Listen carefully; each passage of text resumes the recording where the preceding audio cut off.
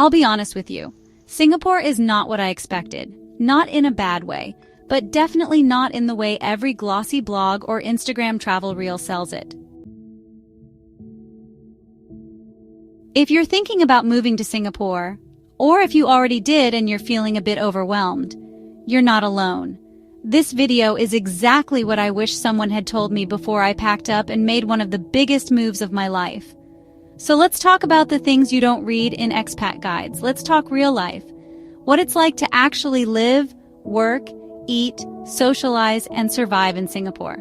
Let's start with the obvious. Everyone talks about how clean Singapore is, and it's true. You won't see litter, you won't smell overflowing trash bins. But what you don't hear is how tightly this cleanliness is maintained. There are fines for literally everything. Chewing gum? Well, that's actually illegal to sell here. Spitting? That's a fine for sure. Jaywalking? Also a fine. Yeah, Singapore really doesn't mess around with these rules. If you're moving to Singapore thinking you're going to save a ton of money, stop right there. Singapore is actually one of the most expensive cities in the world. Rent alone can drain like half your paycheck, especially if you want to live somewhere central or even semi-central. A one-bedroom apartment in the city can cost you anywhere from 2,500 to 5,000 Singapore dollars a month. And this doesn't even include utilities or internet. Public transport is super affordable and efficient, thankfully, but food can be a mixed bag. Hawker centers are your best friend, honestly. You can grab a great meal for about 4 to 6 Singapore dollars. But try eating out at a restaurant. That can cost the same as New York or London. The real trick is to live like a local, not like a tourist.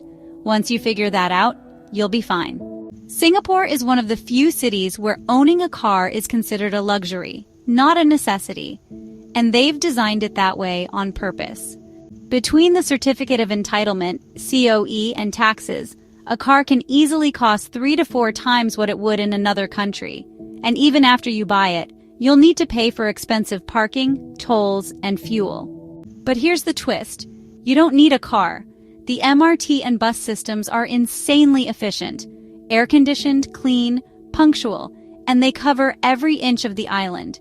Taxis and grab rides are always available. So unless you're a millionaire or someone who really needs to drive, forget the car. Your wallet will thank you. Singapore is hot, and not in a fun, beachy way. It's humid, sticky, and relentless. It's like summer never ends, and there's no cool breeze season. Every day feels like 32 degrees with 90% humidity. You'll be sweating just walking to the MRT. Your shirt will stick to your back by the time you get to work. Air conditioning is a savior here, but it also becomes your prison. You go from your air-conditioned home to your air-conditioned MRT to your air-conditioned office. And then you repeat. Eventually, you stop planning your outfits and just ask, will this survive sweat? Singapore is all about efficiency. Work culture here is fast-paced. Some call it kiasu culture, which means being afraid to lose out. That attitude extends into the workplace big time. People here hustle. Long hours are normal. Emails come in late at night. There's a high value placed on productivity, performance, and hierarchy. The upside? Salaries are competitive and Singapore has low income tax rates. But make no mistake, you earn every cent of that paycheck. Singapore is a cultural melting pot. Chinese, Malay, Indian, and Western expats live side by side. You'll hear English, Mandarin, Tamil, and Malay every day. And yet, it doesn't always feel as inclusive as it looks on paper. There's a deep social hierarchy that you may not notice at first. Your skin color, nationality, and accent can influence how you're treated, both in the job market and in daily life. It's a nuanced situation. On the surface, everything looks harmonious. But once you've been here a while, you start to notice the cracks. Making friends in Singapore isn't impossible, but it can be challenging, especially if you're not from here. Locals tend to stick with their school or army friend groups. Expats rotate in and out every couple of years, so friendships can feel temporary. Also, nightlife is expensive. Bars and clubs can cost a fortune, and alcohol is heavily taxed. A basic cocktail? That'll be about $20 to $25 Singapore, and a beer? Around $15. So people get creative. Rooftop hangouts, food court dinners, weekend hikes at McRitchie or East Coast Park, or just house parties. But unless you put yourself out there, you can feel lonely real quick. Social media groups help. Meetup apps, expat forums, co-working events, they're all great starting points. But don't wait for people to come to you. Be proactive. Now, let's talk about the real hero of Singapore, the food. Singapore has one of the most exciting food scenes in the world. Hawker centers are where it's at. So just imagine giant open-air food courts with rows of stalls, each one really specializing in a specific dish that's been perfected over decades.